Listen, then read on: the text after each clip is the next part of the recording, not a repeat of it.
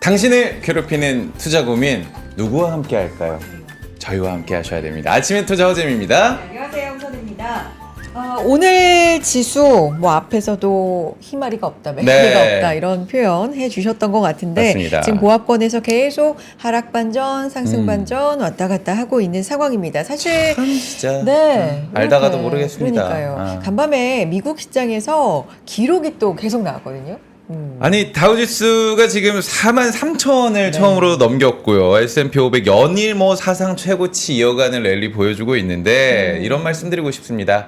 같이 좀 먹고 삽시다 우리. 그러게요. 예. 게다가 엔비디아 주가도 최고치도 경신하는 흐름 보이면서 우리 시장 진짜 이제부터는 그야말로 좀 따라갔으면 좋겠다 그러니까 주가가 했었는데 엔비디아가 지금 간밤에 네. 140달러에 접근을 했다는 거잖아요. 이게 우리 그렇죠. 반도체주에 쫙 좀 들어와 줬으면 좋을 것 같은데. 그러게요. 시장 고민 오늘도 저희와 좀 함께 답답하지만 네. 나눠주시기 바랍니다. 이 답답할 네. 때 정말 꽉 막힌 여러분들의 어떤 고민들 쿨하게 저희가 시원하게 좀 시원하게. 뚫어드리도록 하겠습니다. 네. NH투자증권 우리 쿨지움 박지훈 부장님과 함께하도록 하겠습니다. 반갑습니다. 안녕하세요. 네, 반갑습니다. 네. 오늘도 화요일에 이렇게 나오셨네요. 원래 금요일에 오셔야 되는데 네. 이번 주 또 저희가 살짝 좀 바뀌어가지고 맞아요. 화요일부터 사실 화요일이 시간 또 안 가거든요. 예, 쿨지온 우리 박지훈 부장님과 시원하게 좀 상담을 해보도록 하겠습니다. 근데 시원함이 지금 필요하네요. 시장이 다시 또 희마리, 메가리 뭐 이렇게 그러니까 이제 했는데 미국 왜 그래요? 시장은 네. 계속 이제 선순환이 아주 우리가 염원하듯이 뭐 산업재 갔다가 금융주 갔다가 네. 어제는 또 빅테크 관련 그러게요. 종목들 M7 종목들 위주로 상당히 좋은 모습이 계속 펼쳐지고 있는가 하면 네. 한국 시장은 상당히 좀 실망스러울 정도죠. 그렇죠. 그래서 무엇이 필요할까? 이제 대한민국의 지수가 참 연초 대비해서 굉장히 이제 최하위 아니겠습니까? 그래서 과연 무엇이 필요할까? 그러니까 약간 후발주자의 역할을 할 법도 한데 뭐가 남았을까? 뭐가 필요할까? 미국 시장이 저렇게 받쳐주고 있고 엔저도 좀 대주고 있어서 네. 테크의 반등도 여러 가지 좀 어제 뭐 엔비디아 관련돼서 외국계 증권사가 소위 말해서 NDR, IR 했는데도 불구하고 여전히 엔비디아에 관련된 AI 관련된 것들은 걱정하지 않아도 되겠다. 그리고 삼성전자에 대한 코멘트가 좀 나왔지 않습니까? 네. 모건스탠리 같은 경우는 오버웨이트에 대한 의견 계속 유지했고 뭐 76,000원 목표가 변함없다. 그래서 세 번째 벤더로서 충분히 나는 엔비디아 측에서도 기대한다. 라고 하는 것들 봤을 때 상당히 그 바닥을 참 논하기가 어려운 회사긴 하지만 삼성전자도 TSMC가 이제 17일에 발표되죠. 네. 그렇죠? 그리고 여러 가지 소비단의 지표들도 지금 17일에 나와 있고 또 유럽의 또 금리 인하 관련된 것도 17일 상당히 네. 17일 몰려 있네요. 그러네요. 그 시점을 필두로 저희도 한번 대한민국의 후발주자로서 한번 영차 할 수 있는 상황이 돼가고는 있는 것 같아서 다만 이제 우리가 염원하지 한 번에 우리가 간밤에 아침에 출근하기 전에 요렇게 되겠지 미국 시장 좋았으니까 오늘 우리 한국 시장은 훈풍이 돌 거라고 기대했으나 여전히 그러니까. 저기 큰 손 이 외국인들은 이 망원경 끼고 쭉 쳐다보고 있는 것 같아요. 요놈 니들 원하는 대로 안 해줄 거야. 안 해줄 거야? 아주 얄미울 정도로 대한민국 시장이 이렇게 선순환 내지 못하는 건 참 안타까운 사실인데 어쨌든 어제 이혁신 차장님 얘기 시장 한번 쭉 들어보니까 네. 계절성으로 한 9월, 10월에 한 중소형주 또 사서 한 11월 말까지 이렇게 수익률 게임이 나올 수 있는 환경은 되거든요. 그래서 너무 오늘 하루만 봐가지고 너무 실망하지 마요. 사실 우리가 뭐 실망한 게 하루 이틀입니까? 지금 몇 달 된 것 같아요. 지금 네. 뭐 거의 올해는. 이제 네. 능선 7분 능선까지 온 것 같으니까 조금만 기다리시면 외국인 매도가 아주 굉장히 아주 터프하게 나오지는 않기 때문에 그래요. 네. 어쨌든 외국인들도 이런 상황들을 알겠죠. 밸류에 대한 것들, 실적에 대해서 여전히 좋은 것들, 여전히 주도주는 제약바이오가 차지하고 있어서 이 흐름이 좀 온기가 전 섹터로 확산되고 그러니까 서서히 이제 전력 테마든지 다른 쪽으로도 지금 약간 서서히 확산되고 있는 게 감지가 되고 있거든요. 네. 어쨌든 뭐 낙담하지 말고 오늘 또 종목들 뭐 기승전 종목 아니겠습니까? 그렇죠. 그래서 네. 실적 좋은 놈들 위주로 잘 포트폴리오 잘 꾸려 나가시면 그래도 이 초겨울은 좀 따뜻하게 오늘 경동나비엔 주가처럼 따뜻하게 마련할 수 있지 않을까 싶습니다. 근데 사실 저희가 이제 반도체 이야기를 하면서 삼전 이야기를 굉장히 많이 했는데 그렇죠. 하이닉스 얘기를 조금 그것보다 덜 한 것 같아서 제가 궁금한 아무래도, 게 네. 삼전에서 벗어난 투자자들이 하이닉스로 간다 혹은 외국인 매수세도 그쪽으로 간다라고 제가 많이 좀 봤는데 엔비디아 오늘 보니까 어떻게 보면 밸류체인 있잖아요. 핵심 밸류체인인데 하이닉스는 그나마 좀 나을까요? 그렇죠. 그러니까 지금 이제 실적에 대한 부분이 이제 하이닉스가 남았지 않습니까? 간밤에 이제 블랙웰에 대한 부분들, 그 다음에 수요 아주 높게 나오고 있고 판매 전혀 청신호고, 그리고 하이닉스 물량은 내년 다 이미 꽉 차 있고. 근데 문제는 이제 수율이 이제 12단에 대한 수율 하이닉스 과제가 남아 있거든요. 이제 이 결과물들도 내년 1분기에 확인할 수 있기 때문에 약간 지금 현재 상황으로 봤을 때는 하이닉스가 현재 좀 후한 점수를 줄 수 있는데 다만 만약에 한국 시장을 봤을 때 만약에 반도체를 사야 된다. 그 어제 고객님들은 이런 질문을 했습니다. 삼성전자 막 얘기를 하니까 고객분이 굉장히 스마트한 고객분이세요. 그래서 제가 수익률도 한번 여쭤봤더니 올해 네. 되게 좋아요? 엄청 좋더라고요. 오. 그래서 주도주를 잘 쫓아가시는 분이었는데 대학 교수님이세요. 네. 이분이 꼭 이러는 거예요. 박 부장, 근데 삼성전자를 꼭 사야 해? 라는 거죠. 그러니까 테크를 사야 한다는 건 나도 동의. 서서히 지금부터 사야 되는 건 맞는데 전문 투자자들도 서서히 요즘에 테크에 대해서 관심이 좀 있거든요. 근데 꼭 내가 삼성전자를 사야만 해? 라는 거죠. 그 안에서 고른다면 지금은 테크는 아직까지는 해외 주식 테크에서 좀 놀고 있다가 그리고 나서 이제 외국인들이 컴백한 거 나 확인하고 할래라는 심리가 좀 큽니다. 그래요. 그런데 SK 하이닉스에 대한 실적 조정은 아직 전 증권사 애널리스트 단 한 명도 하향하지 않았습니다. 삼성전자는 30% 하향을 했지 않습니까? 그렇죠. 이미. 네. 이미 어쨌든 매를 먼저 맞은 격이 삼성전자인데 아직 하이닉스에 대한 컨센 조정은 없습니다. 그래서 만약에 실적 장세에 다시 귀환이 테크에서 불어온다면 아무래도 선빵은 아마 하이닉스 쪽에서 먼저 반등이 좀 세게 나올 거라 보여지고, 다만 외국인들의 컴백이 온다면 아마 그 섹터 내의 리밸런싱, 삼성전자로 약간 수급이 옮겨지는 그런 현상도 발견할 수 있을 건데 그거는 좀 추후적으로 좀 지켜보고 판단을 해야 될 것 같습니다. 네. 알겠습니다. 오늘도 반도체 투톱 지금 사실 장 초반에는 나란히 상승으로 그렇죠. 출발을 했는데 네. 삼성전자는 하락으로 돌아섰고요. SK 하이닉스는 그래도 상승을 유지해주고 있는 있습니다. 상황입니다. 네.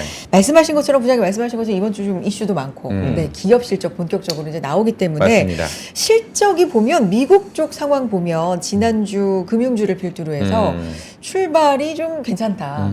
그리고 예상들도 뭐 청신호다 이런 얘기 있더라고요. 근데 우리 분위기는 어떤 거예요? 실적만 본다라면 네. 그러니까 어느 정도는 예전에 컨센들을 연초에 잡았던 애널리스트들이 다 여름 이후에 다 수정을 했죠. 톤 다운을 했고 네. 그리고 수출 데이터가 되게 중요합니다. 대한민국은. 그렇죠. 그래서 수출 데이터 월간으로 지금 계속 체크를 하고 있는 그런 과정에서 네. 생각보다 이거 왜 이렇게 안 나오지라는 섹터가 일부 있어요. 예를 들자면 화장품 주가의 레벨업이 된 것은 사실은 미국 수출 데이터입니까? 네. 중국 수출 데이터입니까? 미국이죠. 근데 미국 수출 데이터를 봤더니 시장의 눈높이가 굉장히 높았던 겁니다. 그래서 경사도가, 그러니까 우리 가속도 측면으로 볼 때 이렇게 올라가야 되는데 이렇게 약간 지수로그 함수로 대변할 수 있는 그런 약간 좀 실망스러운 부분들이 있어서 약간 외국인 이탈이 좀 나오는 것들이죠. 그러니까 네. 일부 이런 섹터별로 실적에 대한 눈높이 조정이 좀 있고 이미 한 대, 두 대 얻어맞은 섹터들을, 그리고 구조 조정이 굉장히 타이트하게 있었던 섹터들은 기저효과 이런 부분들이 좀 반영이 되고 있고, 그래서 그런 것들이 아마 약간 내수나 또는 유통이나 음식료 이런 쪽에서도 한번 이미 주가 조정이 실적 컨센을 이미 다 상반기에 끝냈기 때문에 오히려 내년에 흐름들 이런 것들을 좀 더 올해보다는 내년이 좀 좋아질 거 이런 섹터들이 지금 10월서부터는 매수세가 좀 이미 빠르게 들어올 수도 있겠다라는 생각이 들고요. 여전히 수요의 타이트함, 그다음에 증설 효과들로 오히려 컨센을 높이려는 그런 섹터들도 있습니다. 그래서 전력 테마 같은 경우 일렉 웨이브에 대한 흐름들은 여전히 좀 계속적으로 중간중간 확인할 수가 있고 업데이트들을 계속 애널들이 계속 하고 있는데 네. 굉장히 타이트함을 계속 확인할 수 있기 때문에 그래요. 네.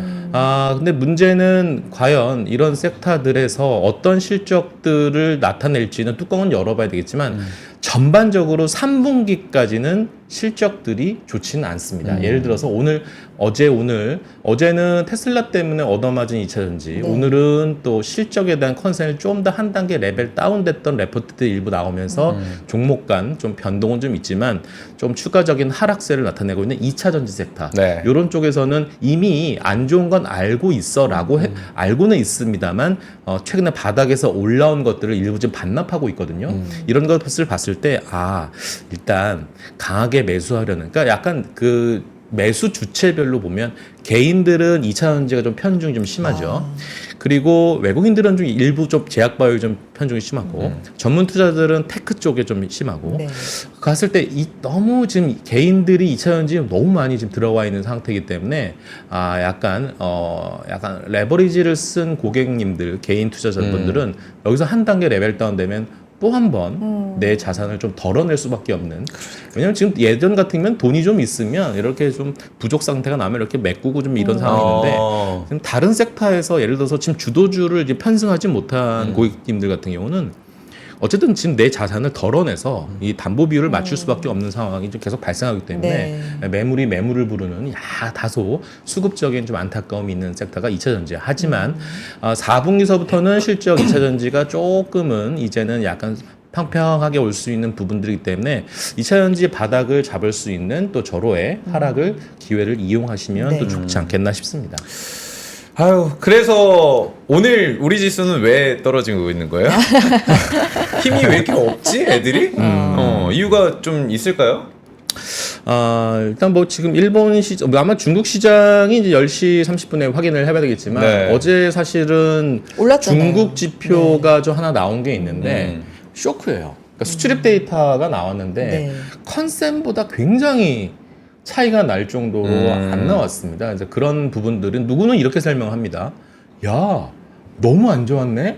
야, 이거 오히려 좋은 거야. 왜? 그러니까 사실은 12일 날 우리가 저번 주 금요일 날 나왔을 때 그 다음 날 우리 중국에서 뭔가 뚜렷한 청사진 구체적인 방안이 나올 거라고 예상을 했는데 뭐 구체적 숫자는 안 나왔지 숫자가 않습니까? 안 나왔죠. 그래서 아마 이번 달 말 정도나 다음 달 초에 전인대에서 아마 구체적인 수치가 나올 건데 중국이 안 좋으면 안 좋을수록 중국에서는 레버리지 효과 정책들을 좀 더 강하게 드라이브 낼 수 있지 않을까라는 긍정적으로 해석하시는 분들도 있고 중국이 과연 5% 성장을 달성할 수 있겠어? 여전히 중국은 안 돼. 역시 중국은 내가 볼 때는 이번에는 크게 기대할 게 없을 것 같아. 일단 이번에 사실은 중국을 컨트롤할 수 있는 거는 중국밖에 없습니다. 중국 당국밖에 없습니다. 그래서 약간 정책적 자금을 마련하기 위한 엑시트하는 그런 상황이 아니야. 약간 음모론적인 시각도 있으신 분들도 있는데 어쨌든 뭐 중국의 시장도 한번 확인해야 볼 필요가 있는 것도 좀 있고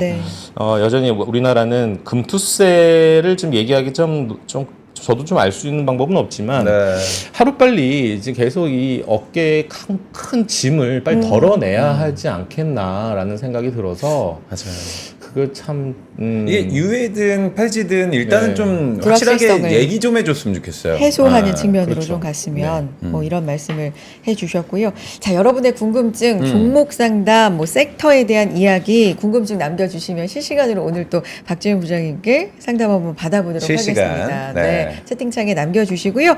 포트폴리오 분석 그럼 본격적으로 들어가 보도록 하죠. 일단 참여 방법부터 안내해드리겠습니다. 그렇습니다. 네, 영상 하단에 있는 링크 통해서 들어와 주시면 되겠습니다. 방법 1번이에요. 영상 하단 설문 링크 통해서 참여해 주시면 됩니다.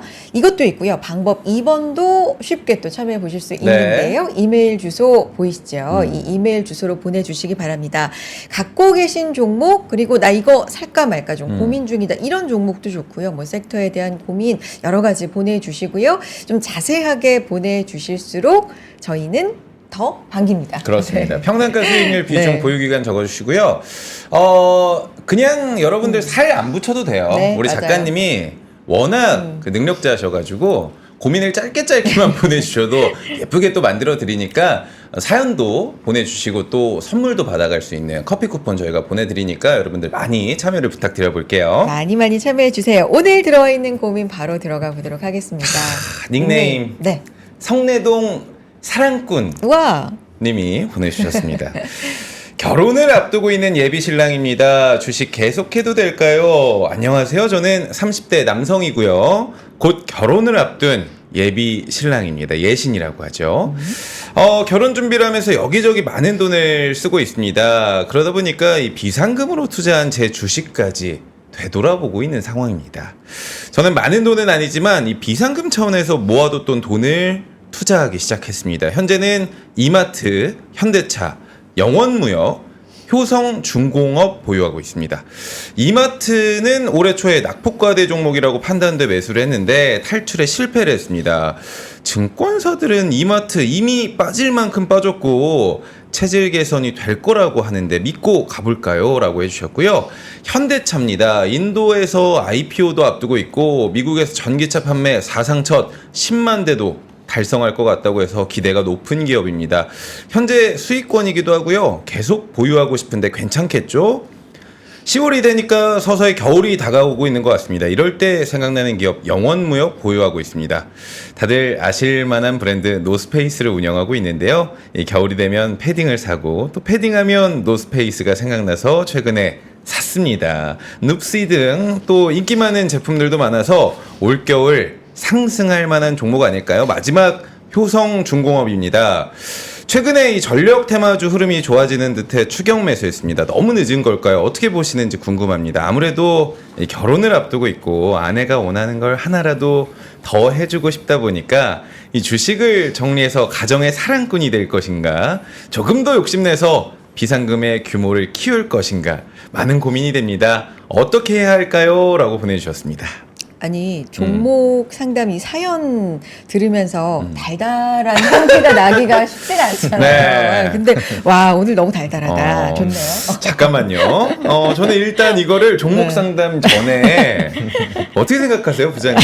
왜 뭘? 아니, 뭘 정리를 해서 얼마나 사랑을 아. 하시려고 지금? 아이 뭐 하나라도 더 사드리고 싶다. 그래요? 아내분께 너무너무 바람직한. 네. 비상금은 일단은 아니 정말 비상시에 쓰려고 준비를 하는 게 아닐까 싶은데 일단은 박진 부장님 네. 먼저 전반적으로 한번 분석을 해주시죠. 포트 구성. 네. 예, 포트 구성을 한번 좀 봤는데 네. 일단 뭐 말씀드리자면 삼성전자 67,000원입니다. 저 피눈물 지금 흘리고 있습니다. 눈물을 왜 안 흘리냐고 하는데 피눈물 흘리고 있습니다. 자, 삼성전자를 응원하면서 일단 포트를 간단히 한번 봤는데 제가 이제 얼마 전에 이제 우연찮게 네. 신발을 하나 이제 보러 갔는데 아식스 아식스, 네. MZ들이 이제 MZ 우리 동생분들이 많이 신고 다녀서 한번 이제 사러 갔는데 되게 안 어울리다고 제 아들이 굉장히 굽도 좀 낮고 거의 뭐 단화 수준이더라고요. 아, 맞아요. 그래서 네. 이제 호기심에 이제 아식스의 이제 주가 일본에 상장돼 있는 아식스 주가를 봤더니 야, 2, 3년 만에 주가가 한 4-5배가 오른. 와, 그러니까 아식스가 이 정도로 요즘에 그 런닝화가 맞아요. 엄청 네. 그래서 요즘 여의도 공원에도 이렇게 3, 4, 5 모여서 크루들이 이제 막 그쵸. 움직이는 그래서 러닝 크루들. 네. 사실은 이제 이런 거죠. 사실은 그 현상을 보면서 MZ들의 어떤 그 문화 행태, 액티비티에 좀 변천사가 좀 있죠. 골프에서 테니스 테니스. 갔다가 테니스에서 러닝. 탁구 건너뛰고 바로 러닝으로. 네. 어쨌든 뭐 전체적으로 이제 영원무역 말씀하신 눕시. 네. 또 저랑 굉장히 안 어울리는 눕시. 네. 쇼시잖아요. 숏. 그래서 올 여름은 상당히 더웠고 맞아요. 그리고 사실은 날씨가 이렇게 크게 춥지가 않잖아요. 작년에도 너무 춥지 않았어요. 그래서 근데 올해는 또 올해 많이 추울 거라는 추운데 굉장히 얘기도 추울 거라는 얘기가 있긴 하더라고요. 항상 겨울 앞두고 그러면 영업로 사야죠. 그래요? 그러면서 날씨에 따라. 네, 동장군이 이제 오고 있습니다. 어. 그래서 지금 사실 영업무역에 대한 밸류에이션도 굉장히 좀 저렴하고 5배 내외 아니겠습니까? 물론 내년 실적을 따오면 그래서 네. 아마 마케팅 비용이나 이런 부분들도 굉장히 저렴하게 약간 좀 다이어트를 할 수 있을 정도여서 아마 이런 쪽은 좀 괜찮아 보이고 그 다음에 이마트는 주가가 굉장히 좀 네. 많이 좀 안타까운 그런 종목 중에 하나인데 근데 사실은 이마트가 이제 거의 모회사 역할로 자회사 중에 이제 뜯어보면 스타벅스 코리아 스타벅스 코리아. 거의 뭐 모회사보다도 매출이 더 높을 정도로 그래서 이마트는 상당히 오프라인 사실 온라인 매장들 온라인 업체들이 과다한 그 경쟁에서 좀 이렇게 한 발짝 뒤로 물러나면서 이런 오프라인 업체들 이마트 같은 롯데쇼핑 같은 이런 회사들은 오히려 구조조정과 그다음에 주요 경쟁사들이 과도한 이벤트나 이런 걸 안 하기 때문에 조금은 한숨이 좀 한숨 모일 수 있는 그런 상황이기 때문에 이마트 같은 경우는 PBR이 0.2밖에 안 돼요. 그래서 이걸 바이더딥할 수 있는 그런 종목은 아니나 아마 V자 반등에 대한 가능성은 저는 없다고 보는데 아마 단발성 매수세는 좀 들어올 수 있습니다. 밸류에이션 매력도가 그리고 이제 조만간에 관련돼서 우리 밸류 관련된 ETF가 출시되지 않습니까? 그래서 오늘 아마 그 사신 그 종목들 보면 다 저평가 종목들이에요. 밸류에이션 매력도가 또 꽤 있는 종목들이기 때문에 그런 종목들에서 한번 다시 구체적으로 제가 투자 전략을 또 말씀드릴 거고 현대차가 네, 현대차도 있었어요. 있습니다. 현대차 네. 있었죠.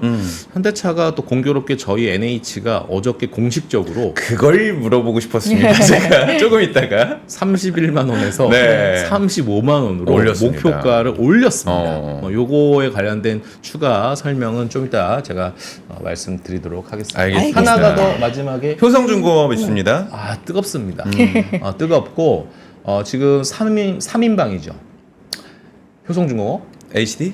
그 다음에 HD, 현대일렉. 하나가 더 어제 아주 아까 굉장한 일렉웨이브라고 말씀하신 LS, 일렉트릭. 네. 이 3인방인데 지금 효성중공업이 조금 더 한 달치 상승률을 보면 제일 높아요. 그거는 이제 세 회사 중에 밸류에이션이 조금 쌉니다. 물론 건설에 대한 사업부가 조금은 좀 불편한 사실은 없지 않아 있긴 하지만 그거를 뺀다 하더라도 굉장한 이 캐펙스 효과와 그다음에 쇼티지, 그다음에 AI에 대한 데이터 센터에 대한 이런 흐름들, 그다음에 최근에 이게 진입장벽이 굉장히 높은 사업군이거든요. 그래서 아마 누구나 마음대로 들어올 수 있는 영역이 아니기 때문에 아마 2등, 3등 주자는 없다. 그래서 국내 이 해외 공장에 대한 현황들도 최근에 뭐 여러 가지 기사 한번 검색해 보니까 굉장히 요즘에 좋은 기사들이 많이 나오고 있는데 일단 자회사들 해외 공장 부지들 굉장히 지금 열심히 일하고 계시고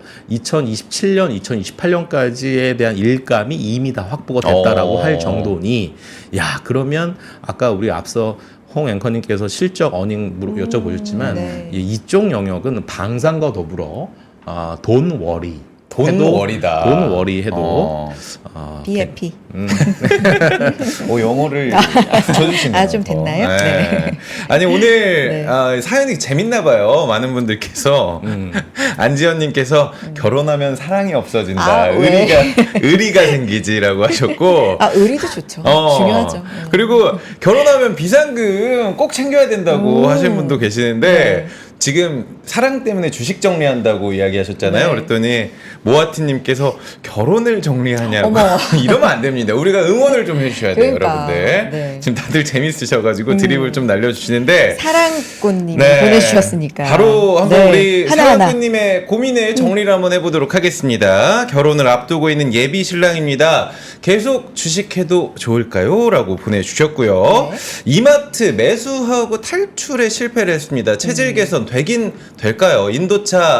현대차 인도 IPO에 미국 전기차 판매까지 호재 괜찮나요? 국민 패딩 눕스티파는 영원무역 올겨울 상승 이어갈까요? 전력 테마주 좋다길래 효성중공업을 추격 매수했습니다. 존재감 더 커질 수 있을까요? 보내주셨습니다. 네.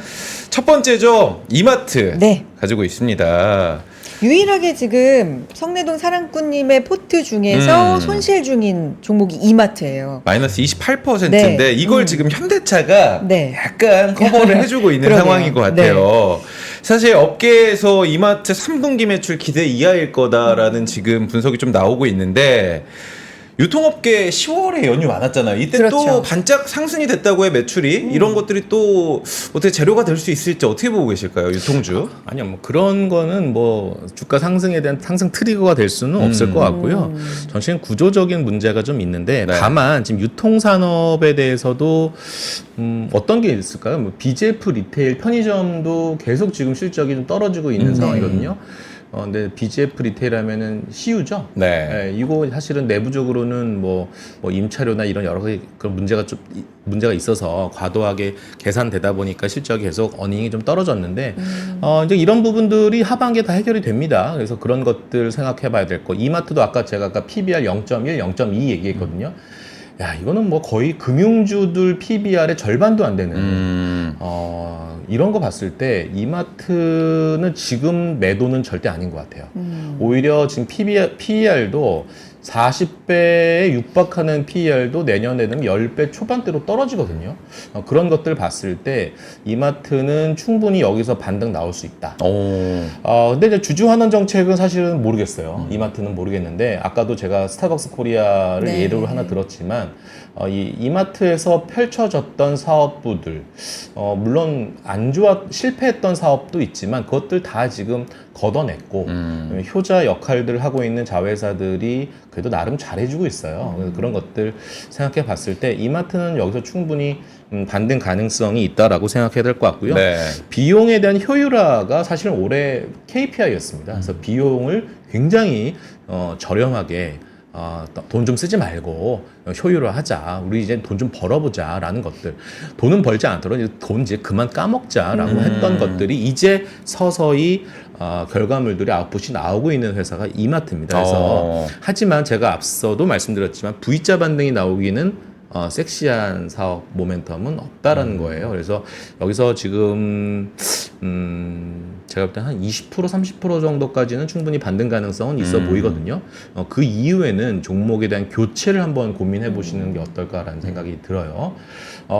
저는 이제 항상 그렇습니다. 제가 상담을 할 때 어떤 거를 좀 부정적으로 또는 중립적으로는 의견을 말씀드리면 여기서 끝내면 안 돼요.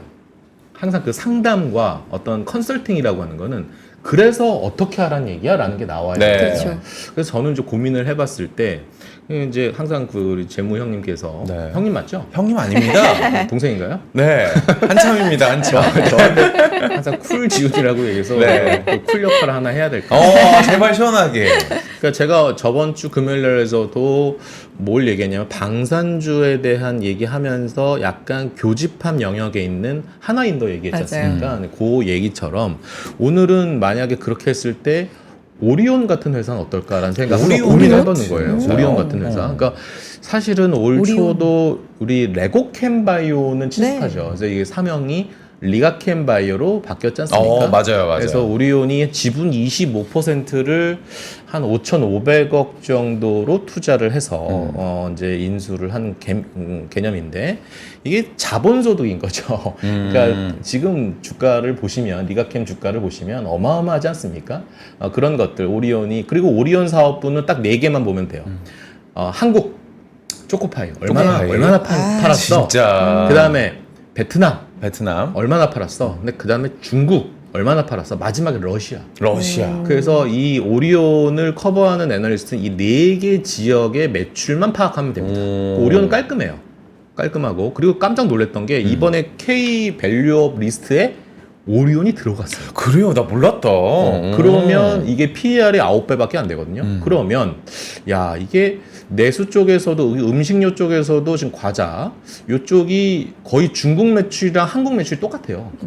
그 다음에 이제 세 번째가 이제 베트남이고 러시아인데 조금씩 제가 아까 수출 데이터 말씀드렸지 않습니까? 네. 그렇습니다. 해외 사업부 이렇게 체크해 보면 이 월별 체크가 다 됩니다. 오리온은 좋아지고 있어요. 좋아지고 있고, 그다음에 리가켄바이오에 대한 주가가 어제도 이제 장 끝나고 200억 자사주를 더 매입하겠다라는 리가켄바이오의 공시가 있는데, 어쨌든 이 ADC 관련돼서도 중요한 역할을 하고 있는 리가켄바이오, 제약바이오의 흐름까지 교집합을 했을 때 오리온을 한번 고민을 해보는 건 어떨까라는 생각이 들어서 음식료 내에서 이쪽에서 한번 공부를 해보시는 전략도 좀 필요할 거라고 생각하고, 그리고 한번 질문이 있을 수 있죠. 야, 제약바이오 꼭지 아니야? 뭐 이런 생각. 그렇죠. 그러니까 저는 이제 현업에서 이제 고객들과 함께 호흡을 하는 사람 중에 하나이기 때문에 약간 공식화할 수 있는, 약간 우리가 이제 주식 매수할 때 매삭기라고 하고 약간 촉이라고 하지 않습니까? 네. 뭐가 있냐면 이런 게 있어요. 2015년, 16년에 제약바이오가 꼭지였어요. 2021년, 2022년에 코로나 맞이하면서 그때가 주가 꼭지였죠. 그때 공통점이 하나 있어요. 뭐예요? 뭐가 있을까요? 풀 미수에 풀 레버리지를 쓴 고객분들이 굉장히 많습니다. 어떻게 하면 시젠을 한 주라도 더 사야 될까, 이런 고객님들이 너무 많았고, 지금 레버리지 비용도 굉장히 풀로 찼었던 제약바이오인데, 이게 주변을 보면 고객님들 체크만 하지 않아도 이 증권사의 직원이나 아니면 이게 여의도에 좀 주식 좀 한다 하시는 분들 이렇게 포트를 살짝 이렇게 물어보면 포트의 상당 부분이 제약바이오가 아니더라. 아직 그러니까 일부 대표적인 종목들 일부 1-20% 정도 담겨져 있는 게 전부여서 아직까지는 제약바이오의 꼭지를 논할 단계는 아니지 않겠느냐라는 생각이 있어서, 이거는 공식화할 수 없는 그런 주변에서 매매하는 그런 패턴에서 알 수 있는 기동량 정보긴 한데요. 어쨌든 요거는 한번 좀 참고를 해볼 필요가 있어서, 만약에 이마트가 드라마틱하게 반등에 성공을 해서 조금은 손실을 보더라도 만약에 엑시트를 한다라면 오리온 같은 종목들, 만약에 바닥에 조금 올라온 건 있거든요. 오리온이 네. 조정 시 한번 매수하는 전략도 한번 고민해 볼 필요가 있지 않을까 생각을 합니다. 초코파이가 동남아에서 인기가 좋다고 많은 분들이 또 알고 계시는데 오랜만에 초코파이 땡기긴 하네요. 두 번째, 근데 다다님이 오리온 관련돼서 근데 오리온 홀딩스가 배당 생각하면 좀 더 낫지 않나? 그래요? 뭐 이런 오리온보다 질문도 오리온 홀딩스가 해주셨는데 이 부분 이런 의견 어떠세요? 그러니까 지금 배당 성향을 오리온 같은 경우가 한 20% 이상을 더 확대하겠다라고 얘기를 했고, 그 다음에 아까도 제가 말씀드렸죠, 코리아 밸류업 지수에 포함되었다라고 말씀드렸지 않습니까? 그래서 지금 그게 꾸준하게 배당을 통해 가지고 한국 법인으로 현금 유입이 계속 들어오고 있습니다. 그렇기 때문에 뭐 그런 관점으로도 한번 충분한 투자 아이디어 좋다라고 생각을 하고 있고요. 이 배당 성향이 확대되면서 만약에 이제 주주 환원 규모가 상대적으로 빠르게 증가한다라면 이게 오리온이 약간 베타를 좀 더 키울 수 있는 그런 종목이어서 음식료 내에서 일단 우선순위를 저는 오리온으로 생각하고 있고, CJ 제일제당도 좀 검토를 하고 있는데 지금 공부 중인데 아직은 좀 섹시한 맛이 없어요. 아직은. 그래서 지금 음식료 세트 내에서만 고른다면 저는 일단 오리온을 먼저 선점을 하도록 하겠습니다. 알겠습니다. 예. 네. 이렇게 여러분 부장님이 의견 주시면 이건 어떨까요? 이런 의견도 좀 좋습니다. 자유롭게 예. 남겨주시면 토론을 해보게요, 여러분들. 토론하는 네. 그런 또 맛이 있을 것 같네요. 네. 다음 종목 넘어가 보겠습니다. 수익률 좋다. 네. 현대차. 현대차네요. 27% 정도 수익률 지금 나고 있는 종목인데, 이 종목은 이제 목표가를 올렸다, 공식적으로. 이유가 뭐냐, 이 부분부터 좀 짚어봐야 될 것 같습니다. 네. 현대차가 인도에 상장을 또 인도 IPO 네. 제일 좀 네. 그렇죠. 이제 어제서부터 이제 기관 투자들 청약을 했고, 네. 오늘부터인가요? 오늘부터 이제 개인들도 청약을 해서 아마 22 다음 주 화요일 날 아마 상장을 아마 예정되어 있는 걸로 알고 있는데, 뭐 그거는 뭐 좋죠. 좋은데, 근데 그게 이제 주가의 목표 주가를 올렸던 가장 근본적인 이유는 아니지 않겠느냐라는 생각입니다. 근데 이제 제가 현대차도 이제 금요일 날 이제 실시간 채팅 상담에서 현대차 얘기했을 때 굉장히 긍정적으로 얘기하지는 않았어요. 왜냐하면 제가 왜 긍정적으로 얘기하지 않은 이유 중에 하나는 올해 실적, 내년 실적, 그다음 내후년 실적 그냥 15조예요. 15조 내외예요. 이렇게 갖고 있으시구나. 저는 안 가지고 있습니다. 왜? 안 가지고 표정이 있어요. 아니, 그랬어요? 어느 때보다도 가장 째려보면서 집중을 제본이. 귀를 계속 그래서 안 가지고 있어요. 네, 네. 사뭇 달라서 저는 눈동자 하나도 계속 관찰하고 있는 사람 중에 하나입니다. 못 쳐다보겠다. 이제. 아 예리한. 아닙니다. 그래서 이제 무슨 말 하다가 끊겼죠? 이렇게 올라간다고까지 10, 얘기를 15 했습니다. 죠. 네, 15조. 15조. 그러면 어닝에 대한 드라마틱한 성장성 점수는 줄 수 없다. 그렇지 않습니까? 그럼 도대체 무엇 때문에 현대차에 대한 목표 주가를 올리는 그런 배경에는 뭐가 있냐? 첫 번째는 레거시 간의 어떤 이건 뭐라고 할까요? 그냥 결합, 같이 동맹, 뭐 MOU 뭐 이런 것들이 계속 지금 발생을 하고 있다는 겁니다. 그러니까 지금 전 세계에서 전기차를 제일 잘 파는 데가 어디입니까? BYD죠, 그렇죠? 지금 중국에서도 사실은 현대차가 한 10년 전만 했을 때 중국에서 현대차가 한 100대 중에 길거리에서 한 10대가 현대차였어요. 지금은 100대 중에 한 대.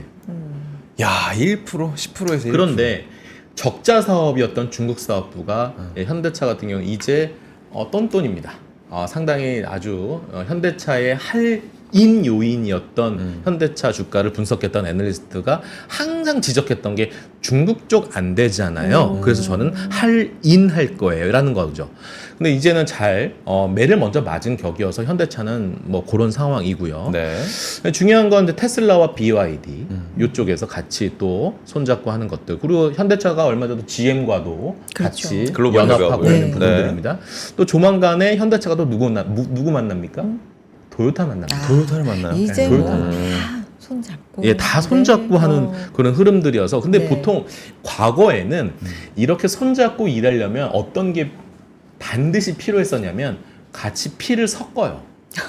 그게 무슨 말이냐면 피를 섞는 말은 뭐냐면 지분을 뭐 교환한다라든지 뭐 지분 투자라든지 아니면은 VC를 설립해서 거기에 일부 지분을 투자를 한다라든지 요런 게 반드시 필요했었거든요. 이제는 그런 게 필요 없어요.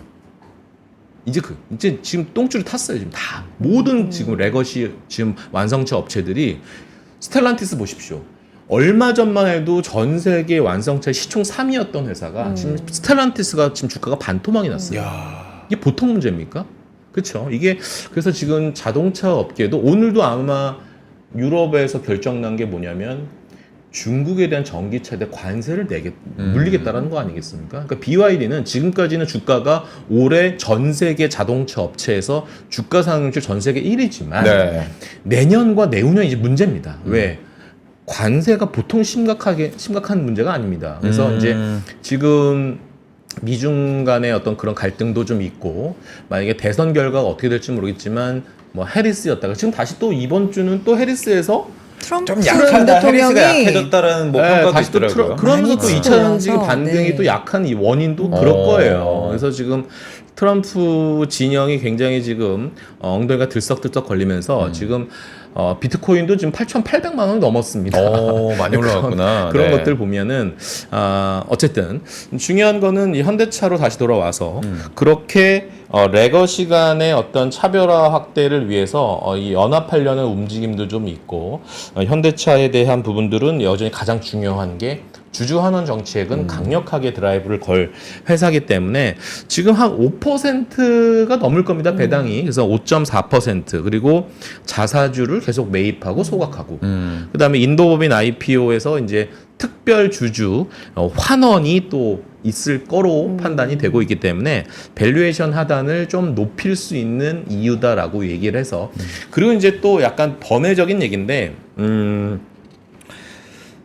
지금 말씀드리는 중에 삼성전자가 6,900원 플러스를 감사합니다. 저는 네. 이게 어쨌든 제가 눈물을 해서 저는 이제 삼성전자를 산 주주로서 그래서 방송하면서 삼성전자 지금 현재가장을 보면서 말씀드리고 있다는 네, 말씀드리겠습니다. 반가운 소식이죠. 네, 그래서 이런 상황이고요. 어쨌든 현대차도 뭐 배당이라든지 이런 부분들, 그다음에 주주 환원 이런 뭐 K 밸류업에 관련돼서는 뭐 대표 주주 아니겠습니까? 그래서 그런 것들 봤을 때, 그다음에 아까 제가 논외로 얘기한다는 게 UAM이라고 들어보셨습니까? 도심, 항공, 교통. 또 AAM이라고 하기도 하고 UAM이라고 하기도 하는데 그리고 현대차의 미래 재원 중에 상당 부분이 자율주행에 투여되는 돈이 네. 굉장히 많습니다. 그래서 이런 것들 생각해 봤을 때 지금 당장 돈으로 수익으로 걷어들 수 있는 시기는 아직은 아니나 정말 중장기적으로 현대차를 정말 섹시하게 보시는 분들 중에 하나는 꼭 이 말씀을 하세요. 도심항공 저거 어마어마한 모멘텀이 될 수 있다라고 얘기를 하실 정도로 현대차의 지금 현재 그 벌어들이는 15조 돈 벌어서 어디에 투자하는지를 잘 한번 보십시오.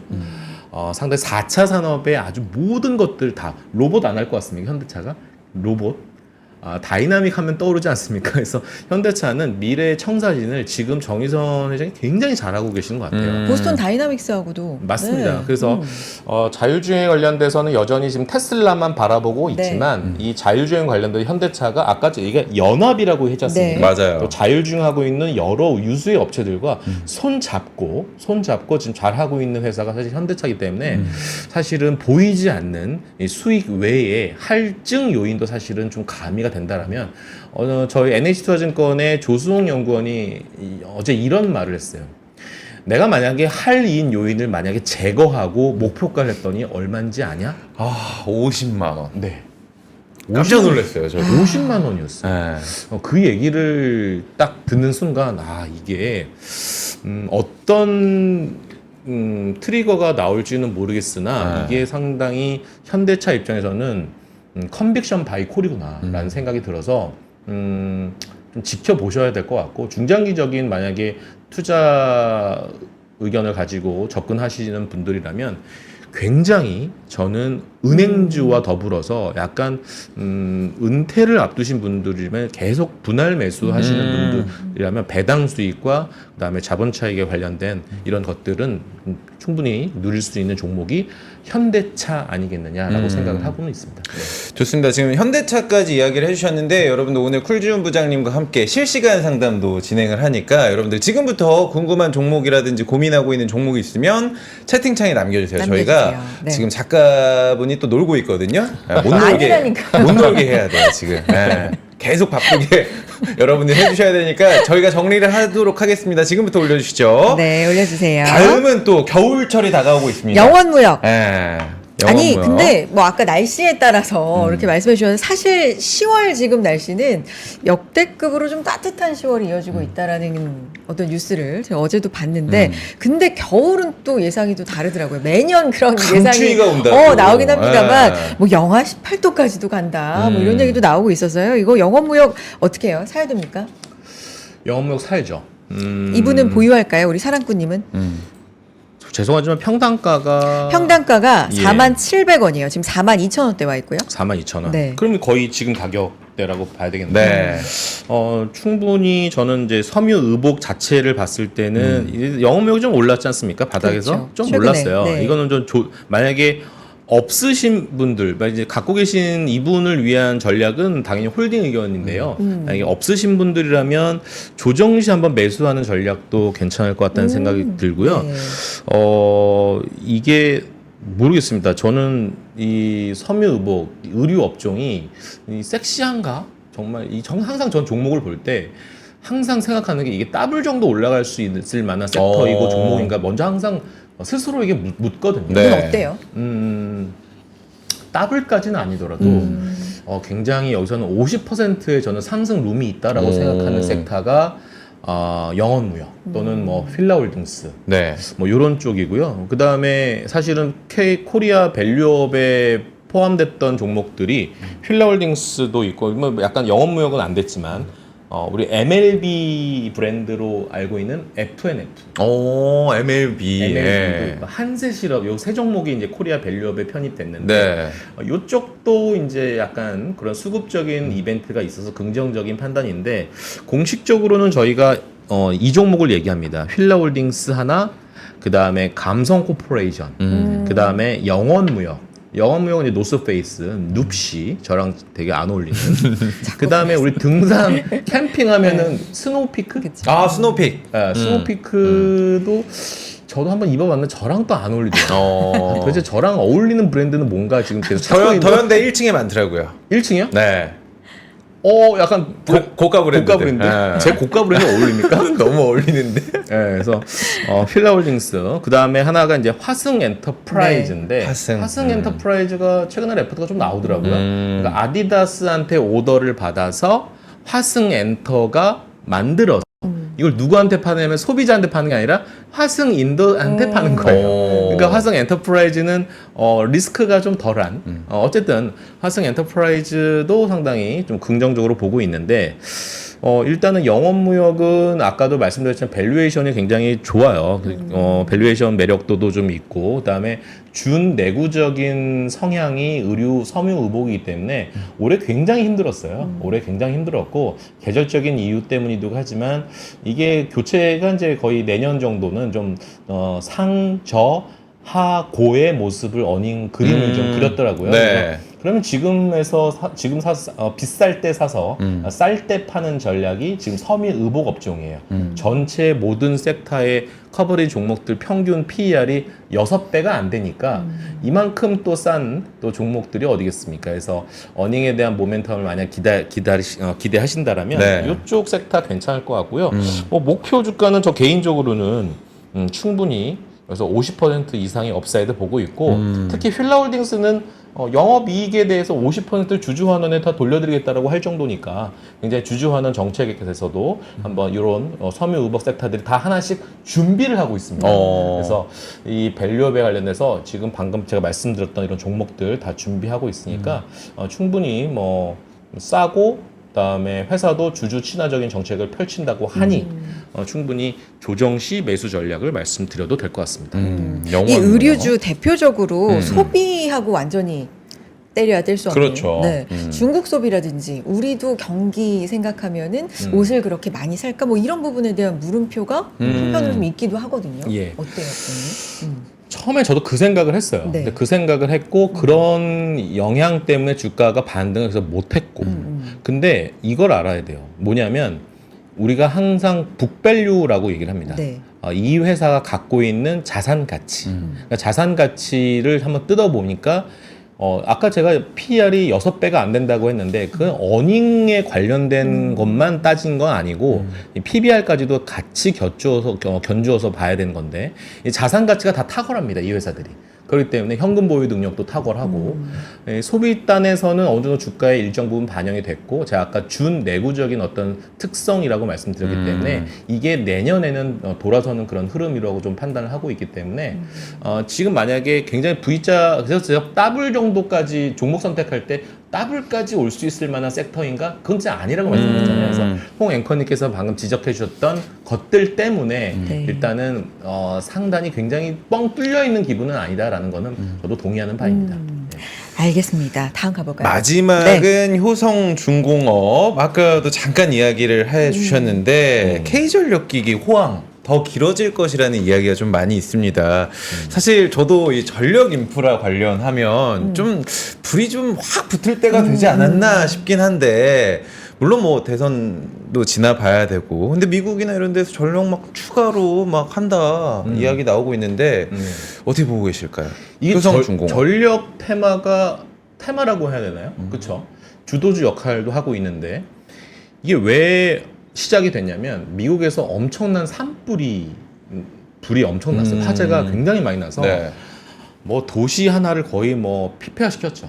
그러면서 전선을 다 갈아야 된다. 이쪽 섹터가 한 몇 년마다 갈아야 되냐면 한 30년. 30년 주기라고 하더라고요. 30년마다 갈아야 되기 때문에 이제 그 시점에 이제 큰 이제 이벤트가 발생한 거죠. 거기다가 AI에 대한 맞아요. 붐이 전력세. 나오면서 이런 것들이 있고요.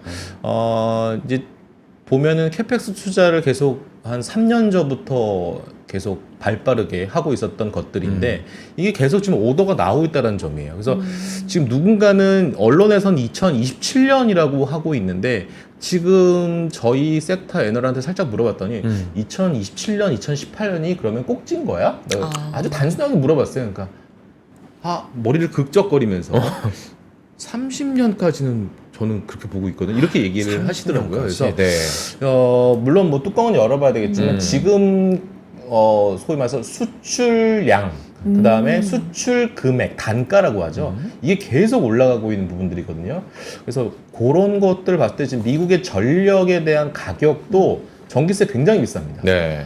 그리고 거의 완전 쇼티지는 뭐 명확한 사실이기 때문에 꺾을 이유가 없고 꼭지라고 논할 근거가 하나도 없어요. 다만 우리나라 주가 상장되어 있는 이 3총사들의 주가가 네. 한두 달 전에 왜 조정을 받았느냐?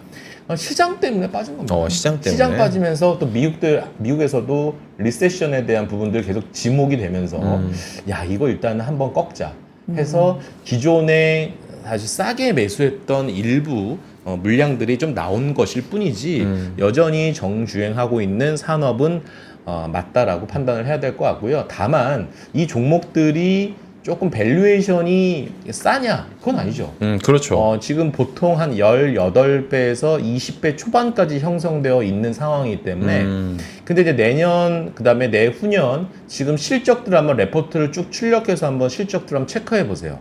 그러니까 성장하는 속도가 그렇게 크게 지금 업데이트를 해놓지 않고 있거든요. 그 말은 업데이트를 하고는 있으나 지금 실적 추정을 되게 보수적으로 잡은 겁니다. 네. 그래서 지금 밸류에이션을 보면 뭐 내년에 한 19배로 떨어지고 그 내후년에 15배로 떨어지는 속도가 개운치 않다, 마음에 안 든다라고 하실 수 있을지 몰라도 지금 아마 월별로 수주나 이런 것들을 만약에 반영시켜서 업데이트 한다라면 밸류에이션 매력도는 제가 볼 때는 더 싸지는 상황이라고 저는 판단이 되기 때문에 어쨌든 방산과 더불어서 이 투트랙 전략을 이 전력 테마 관련 종목들은 반드시 이 종목들도 머스트헤브 아이템으로 지정해 주실 필요가 있겠다라 생각이 들고 계속 홀딩 의견 말씀드려야 되겠습니다. 오늘 정리를 해보면은 뭐 당장 팔아라는 네, 종목은 그런- 없는 것 같아요. 없어요. 네, 없어요. 네. 너무 대신에 또 조금 몇 개 더 염두에 두자라는 종목들은 몇 개 더 추천을 해주신 게 있어요. 섹터도 네. 그렇고요. 네, 알겠습니다. 이렇게 우리 성내동 사랑꾼님의 포트 분석은 마무리하도록 하겠고요. 네. 여러분 지금부터도 또 남겨주세요. 여러분이 지금 관심 있어 하시는 종목 혹은 보유하고 계신 종목 지금 이 순간 궁금하신 종목 채팅창에 남겨주시기 바랍니다. 저희 네. 잠깐만 광고 듣고 올게요.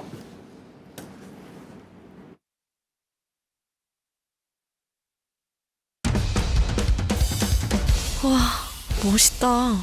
부러운가? 기본기 연습과 스트로크 훈련에 1532시간을 투자해 갖게 된 리듬이다. 나의 드럼도 나의 자산도 투자로 키운다. 나는 투자한다. 나는 성장한다. NH투자증권. 네, 네. 광고 듣고 왔습니다. 이제 여러분들의 실시간 고민을 저희가 함께 분석을 좀 해드려 보도록 하겠습니다. 일단은 사브리나님께서 한솔케미칼 반등할까요? 마이너스 20%입니다. 라고 보내주셨거든요. 그러니까 반도체가 갈 때도 제가 가지고 있는 한솔케미칼만 좀 머뭇머뭇하는 것 같아요. 네. 라는 고민을 던져주셨습니다. 저희 또 쿨준 형님께 물어봐야죠. 부장님 어떻게 보실까요? 네, 한솔케미칼은 이제 2차 전지하고 반도체 쪽 소재단에서 같이 보셔야 되는 종목 중에 하나인데요. 한솔케미칼은 회사 되게 좋습니다. 좋은데 왜 주가 못 가냐?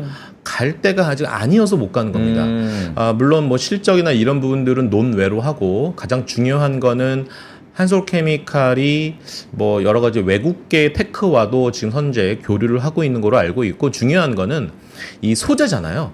소재가 반등을 섹터 내에서 만약 반도체가 반등하면 가장 먼저 장비단에서 먼저 반등을 하고 그 다음에 부품단 그 다음에 소재단이 이제 마지막에 좀 들어오는 부분이 좀 있습니다. 최근에 이게 공식은 아닌데, 요런 순서로 움직이기 때문에 좀 후행적인 좀 역할이 좀 있습니다. 그런 움직임이 좀 있기 때문에, 한솔케미칼은 2차 전지 소재와 반도체 소재의 어떤 다 지금, 약간 좀 문제가 좀 있고, 답답한 섹터를 다 지금 향유하고 있는 종목 아니겠습니까? 그래서 한솔케미칼을 보시려면, 동진세미캠이랑 같이 보셔도 되고요. 동진세미캠의 지금 차트도 좀 이런데 어쨌든 계속 지금 굉장히 주가가 지금 내리막길을 하고 있는 상황인데 바닥을 이렇게 두꺼봐 이렇게 이제 흙을 계속 지금 손으로 누르고 있는 그런 상황이라고 보시면 될 것 같아요. 그래서 아직은 뭐 안도의 한숨을 쉴 단계는 아니지만 주가가 한솔케미칼 입장에서는 얼마 정도가 중요하냐면 지금 가격대가 한 11만 원, 12만 원까지는 계속 누를 수는 있는 상황이 있습니다. 그래서 그런 것들이 확인이 되면 이렇게 쌍바닥 형성되면서 전고점까지는 모르겠습니다만 한 17, 18만 원까지도 충분히 열어두시고 긍정적으로 이제 좀 기다리시는 전략이 어떨까 생각을 하고 있습니다. 알겠습니다. 그리고 쭌쭌 나인님도 올려주셨는데 네. 효첨 왜 이렇게 떨어지냐고 아마도 HS 효성 첨단 소재를 줄여서 효첨이라고 말씀하신 하셨구나. 네네네. 거겠죠? 네, 장 초반에 비해서 낙폭 좀 키워서 네, 왜 떨어지나요? 궁금해하시는 것 같아요. 지금 1%대 후반 26만 8천 원대 기록하고 있는 상황입니다. 부장님 혹시 확인 효성 보셨어요? 첨단 네. 소재는 일단 차트가 네. 제가 좀 안 열려서요. 네. 효성 HS 효성 첨단 소재 효첨이라고 해서 보내주셨습니다. 요건 제가 좀 이따 받아도 될까요? 네, 조금 이따가 그러면은 봐주시고 네. 찾는 동안에 오늘 또 많이 궁금해하신 게 위고비 정말 이제 얼마 안 남았다라고 이야기를 해주시는데 선혜 씨 위고비 나오면 관심이 있나요? 비만. 어. 네. 관심은 다 있지 않나요? 저는 사용을 해보고 싶은데 너무 비쌀 것 같아가지고 맞아. 사실 그런 이야기 좀 가격 조정만 좀 된다고 하면 너무 좋을 것 같은데 사실 위고비 음. 했을 때 이 소비자 입장에서 가장 이제 중요한 포인트 중에 하나 이제 가격이죠. 그렇죠. 가격 메리트가 현실적으로 네. 우리가 사용할 수 있나라는 좀 고민을 할 것 같긴 한데 근데 약간 그 비만 관련돼서 위고비 얘기하셨지만 네. 지금 일단 일라일리라든지 뭐 노바노디스크 이런 관련 종목들의 움직임을 좀 보셔야 되는데 네. 약간 제가 계속 지금 보고 있는데 뚫지를 못하는 느낌? 그게 어떤 의미일까요? 뚫지 그러니까 못한다. 위를 예, 그러니까 주가가 약간 좀 개운하게 좀 상승하는 그런 움직임이 요즘 더뎌졌어요. 그래서 비만 치료 관련돼서는 국내 모멘텀들이 일부 약간 중소형주 단에서 나오고 있는 종목들이 몇 개 있긴 하거든요. 근데 이제 중요한 거는 가장 지금 피어 그룹에 있는 그런 종목들의 움직임이 여기서 상단을 더 뚫어버리면 이거는 강한 테마가 다시 한번 재상승 가능성이 있을 수 있는데 약간 뭐 해외 주식 쪽에서의 일라일리나 이런 종목들이 아직은 좀 개운하게 좀 올라오지는 못하고 있거든요. 물론 수익률 키높이 맞추는 구간 때문에 다른 섹터 제약바이오에서 뛰어오르는 종목은 없지 않아 있긴 한데 여전히 아직 대장 역할을 하는 종목들에 대해서 아직은 좀 답답한 흐름이 나오고 있기 때문에 이건 아마 세론 현상들이 나올 수 있는 종목도 있어요. 오히려 기존 주도주 중에 모멘텀들이 탑재가 되는 예를 들어서 유한양행 같은 경우도 네. 렉나자의 모멘텀을 등에 업고 이번에는 자회사 상장 이슈까지 가미가 되고 있는 것들 그것 때문에 올해 영차 제2차 부스터가 나오고 있는 종목들이 있거든요. 이쪽에 대한 생각들이 오히려 더 강한 흐름으로 연결될 수 있으니까 참고하셔야 될 것 같아요. 오늘 출시인데 네. 네. 많은 분들이 아마 관심은 있으신데 이거 뭐 누구나 다 해주는 건가? 그러니까 아무나 처방을 또 처방해주고 받아야 되나요? 이런 뭐 얘기도 지금 한번 해주고 계시고요. 공부를 해봐야 될 것 네. 같습니다. 빛나는 붉은 비단님께서 지금 한국항공우주는 어떻냐고 지금 물어봐 주시거든요. 예. 지금 오늘 현재 상황으로서는 주가가 52,500원대 지금 달려가고 있는 상황인데 항공우주 어떻게 보십니까? 항공우주는 3분기 실적에 대한 고비만 잘 넘기면 오케이. 그리고 여러 가지 노이즈가 좀 있습니다.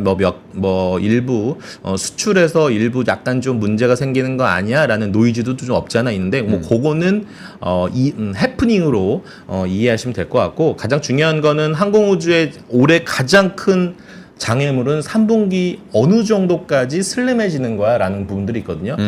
제가 금요일 날도 말씀드렸지만 환율 효과 때문에 그리고 조금 실적이 컨센보다 한 10% 정도 감익이 예상되는 게 없지 않아 있습니다. 그래서 그것만 고비만 찰려. 근데 이것도 시장에 이미 다 알려진 내용이기 때문에 크게 악재 역할은 하지 않고 주가가 지금 상승하지 못하는 이유, 방산주에서 더 무거워진 그 이유 중에 하나는 어닝 결과 다 보고 4분기 어느 정도 올라오는지 그 수출 데이터 계속 확인하는지 확인되고 나서 나 살래라는 부분들이고요. 단기적인 움직임은 그렇지만 내년 내후년 더 좋아요. 그래서 항공우주는 카이 크게 걱정 안 해도 되는 종목이니까요. 계속 존버 하셔도 무리는 없을 것 같습니다. 사실 항공우주 보면은 저희 패널분들이 자주 언급하시고 추천을 좀 해주는 종목이셔가지고 여러분들께 좀 도움이 됐으면 좋겠고, 나우해피님께서 화장품주 전망 어떤가요? APR 시게 물려 있습니다라고 울고 계시는데,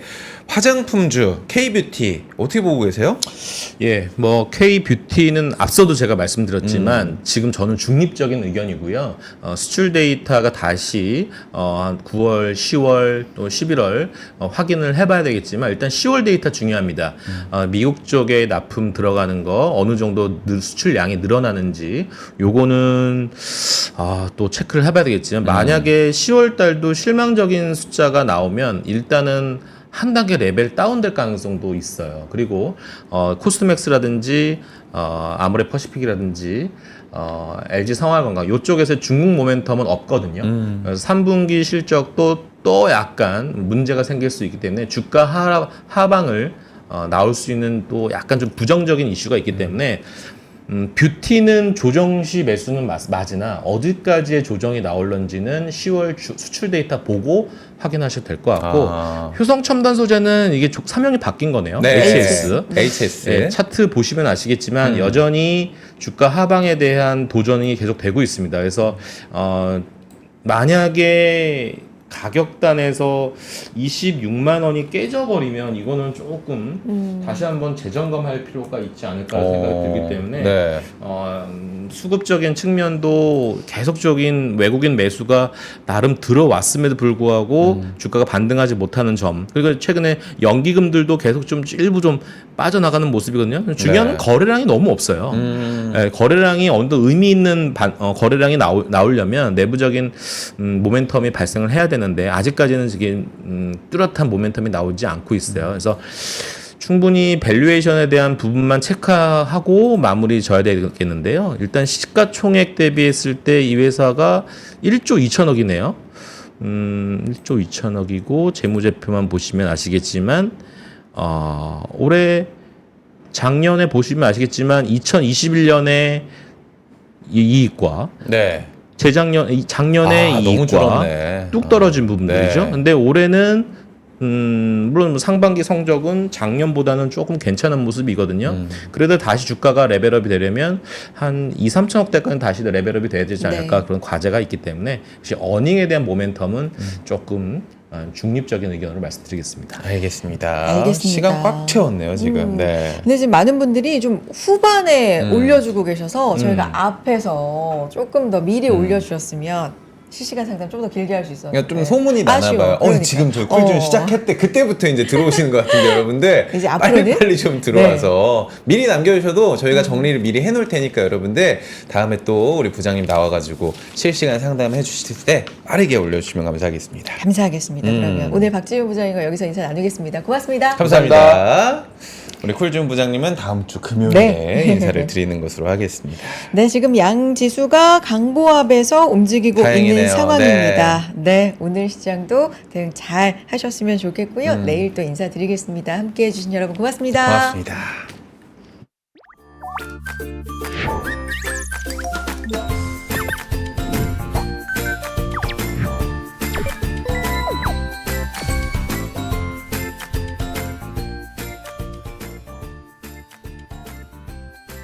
삶의 격을 높이는 9가지 지혜를 함께 나눕니다.